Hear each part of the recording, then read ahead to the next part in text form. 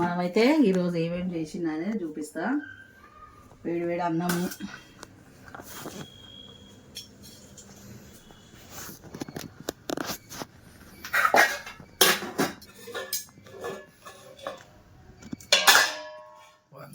వంకాయ కర్రీ,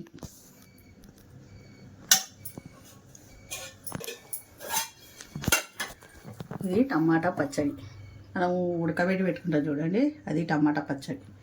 ఈ రెసిపీ కావాలంటే చెప్పండి, నేను కామెంట్ చేయండి, ఖచ్చితంగా చేసి చూపిస్తా.